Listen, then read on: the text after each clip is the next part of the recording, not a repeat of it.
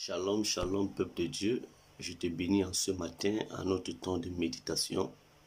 Père éternel, merci pour ton peuple, merci pour la grâce dans la vie. Je prie enfin qu'aujourd'hui encore tu parles à quelqu'un et que tu changes sa mentalité et que tu bénis, Seigneur, par ces paroles, que tu les sanctifies, que tu les élèves et que tu les bénisses au nom de Jésus. Amen. Bien-aimés, nous sommes dans notre temps de méditation.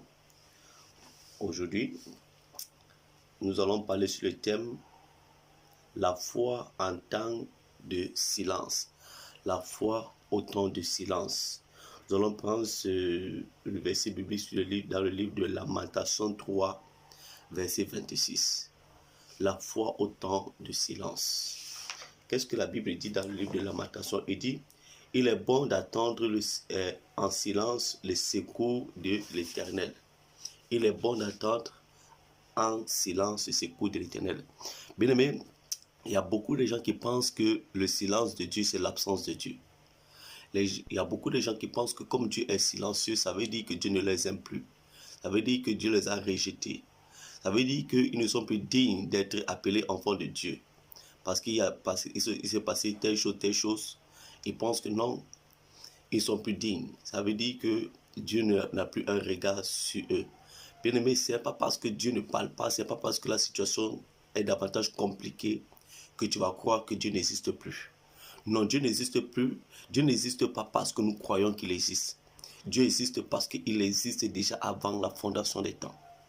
Dieu existe parce que c'est lui le suprême. C'est lui qui nous a créés. Et bien aimé, la Bible dit attends la prophétie car son temps arrive. Le temps que Dieu a marqué pour ta bénédiction est là. Ça ne court pas. Bien aimé, il est bon d'attendre en silence le secours de Dieu. Il est bon d'attendre. Ne sois pas pressé. Ne te précipite pas. Ne cours pas sur les choses que tu vas regretter, qui vont faire ce que tu regrettes demain. Mais la Bible nous parle comme ça d'un homme qu'on appelle Saül, un roi. Lorsque Samuel lui a dit, attends, je vais venir faire le sacrifice avant que vous alliez en guerre.